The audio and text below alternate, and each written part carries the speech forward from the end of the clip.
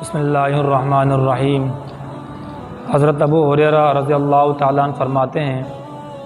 کہ ایک شخص نے حضرت ابو بکر صدیق رضی اللہ تعالیٰ عنہ کو گالیاں دیں، اور اس وقت آپ صلی اللہ علیہ وسلم بھی وہاں پہ تشریف فرما تھے۔ آپ صلی اللہ علیہ وسلم اس منظر کو دیکھ کر تعجب کے ساتھ تبسم فرما رہے تھے، مسکرا رہے تھے۔ پھر جب اس شخص نے بہت ہی زیادہ گالیاں دیں اور رک نہیں رہا تھا، تب جا کر حضرت ابو بکر صدیق رضی اللہ تعالیٰ عنہ نے ان کی کچھ باتوں کا جواب دیا اور کچھ ان کے اوپر الٹ دیا، کچھ باتوں کا جواب دیا۔ تو اس کے بعد آپ صلی اللہ علیہ وسلم کچھ ناراضگی کے ساتھ وہاں سے اٹھ کر چل دیے۔ تو اس پر حضرت ابو بکر صدیق رضی اللہ تعالیٰ عنہ کو بڑی فکر لاحق ہوئی، اور حضرت ابو بکر بھی فوراً سے آپ صلی اللہ علیہ وسلم کے پیچھے آئے، معذرت کرنے کے لیے بھی اور اس ناراضگی کا سبب پوچھنے کے لیے بھی فوراً آپ کے پاس آئے اور عرض کیا،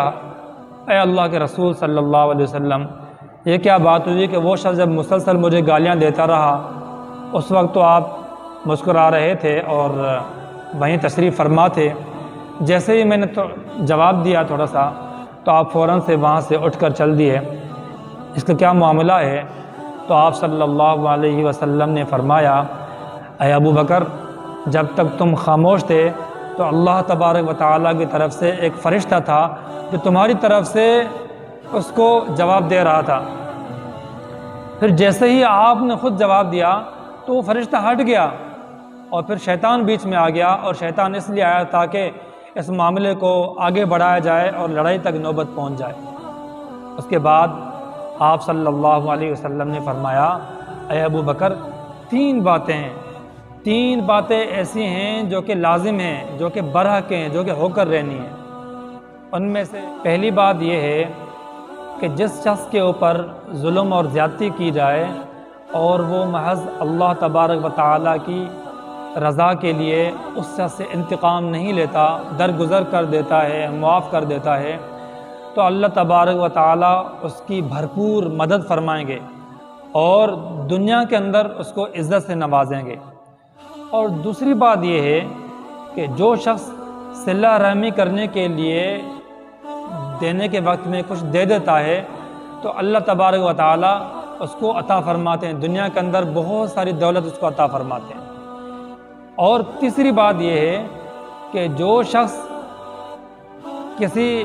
مجبوری کی وجہ سے نہیں بلکہ اپنی دولت کو بڑھانے کے لیے سوال کرتا ہے، گداگری کے لیے لوگوں سے مانگتا ہے، سوال کرتا ہے، تو اللہ تبارک و تعالیٰ اس کی دولت کو کم کر دیتے ہیں، یعنی اس کی پھر ضروریات پوری نہیں ہوتی۔ یہ حدیث مبارک ہے، مسند احمد شریف کے اندر بھی یہ حدیث بیان ہوئی ہے۔ اس حدیث شریف کے اندر ہم سب کے لیے ایک بڑا سبق موجود ہے، اور پہلی بات جو اس کے اندر جو خلاصہ ہے، جو بات بتائی گئی ہے، وہ یہ ہے کہ درگزر کیا جائے، انتقام نہ لیا جائے، باوجود طاقت ہونے کے، باوجود انتقام لینے کے، یعنی آپ کے پاس طاقت ہے، آپ اگر چاہیں تو بدلہ لے سکتے ہیں، لیکن اس کے باوجود اگر آپ کسی کی ظلم اور زیادتی کو صرف اللہ تبارک و تعالیٰ کی رضا کے لیے آپ معاف کر دیتے ہیں، تب اس کے بدلے میں اللہ تبارک و تعالیٰ جو آپ کو عزت دیں گے، جو آپ کو نوازیں گے، اس کا آپ تصور بھی نہیں کر سکتے۔ آج کل چونکہ ایسے بہت سارے معاملات کے اندر شیطان بھی بیچ میں آ جاتا ہے، اور دوسرا یہ کہ ہماری ہماری میں جو ایک دل کے اندر تکبر کا بت بیٹھا ہوا ہے، تکبر ہے، غرور اور ایک انائیت جو دل کے اندر بیٹھی ہوئی ہے، اس انا اور تکبر کی وجہ سے عمومی طور پر انسان صبر سے کام نہیں لیتا اور بدلہ لینے کے لیے پیش قدمی کرتا ہے اور بدلہ لے لیتا ہے۔ ذرا سی بات پر آپ اگر یقین کریں، اگر اس بات پر عمل کیا جائے کہ اگر ہر شخص صبر سے کام لے تو کبھی بھی نوبت لڑائی جھگڑے تک نہ پہنچے، اور اس کا اثر پورے معاشرے کے اندر اس کا اثر پھیلے گا انشاءاللہ، اور بڑے دور رس اس کے اچھے اثرات مرتب ہوں گے۔ حالانکہ اگر قانونی تقاضا اگر دیکھا جائے، قانونی بات کی جائے، تب تو یہ ہے کہ جتنا جس شخص کے اوپر ظلم کیا گیا ہے اتنا اگر اس کو سزا دی جائے، اتنا ہی اس سے بدلہ لیا جائے تو اس میں کوئی قباحت نہیں ہے۔ وَجَزَاءُ سَیِّئَةٍ سَیِّئَةٌ مِثْلُهَا فَمَنْ عَفَا وَأَصْلَحَ فَأَجْرُهُ عَلَى اللَّهِ۔ برائی کا جو قانونی بدلہ ہے اسی کی مثل برائی ہے، یعنی جس شخص کے اوپر جتنی زیادتی کی گئی ہے اسی کی بقدر اس کو سزا دی جائے، جس کو جتنی تکلیف دی گئی ہے اسی کی بقدر اس کو سزا دی جائے۔ یہ تو ایک قانونی حکم ہے، قانونی تقاضا ہے۔ لیکن اگر کوئی شخص معاف کر دے، صلح صفائی سے کام لے، تو اللہ تعالیٰ کے ہاں ایسے شخص کے لیے بہت بڑا اجر اور ثواب ہے۔ تو رحم دلی کی جہاں جو شاخیں پھوٹتی ہیں، جہاں سے رحم دلی کا مادہ پیدا ہوتا ہے، وہ یہ ہے کہ اللہ تبارک و تعالیٰ کی رضا کے واسطے کسی شخص سے بدلہ لینے کے باوجود، بدلہ کی طاقت ہونے کے باوجود اس کو معاف کیا جائے۔ یہ اصل اس حدیث کے اندر ہمیں پیغام دیا گیا ہے، حکم دیا گیا ہے۔ لیکن فمن عفا واصلح فاجرہ علی اللہ،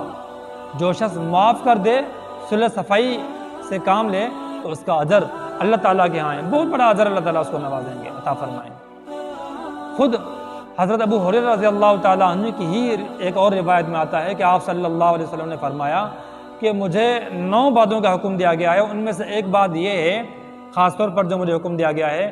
کہ اگر مجھ پر کوئی ظلم اور زیادتی کرے تو میں اس کو معاف کر دوں۔ آپ صلی اللہ علیہ وسلم نے اپنی ذات کی وجہ سے کبھی بھی کسی سے انتقام اور بدلہ نہیں لیا تھا،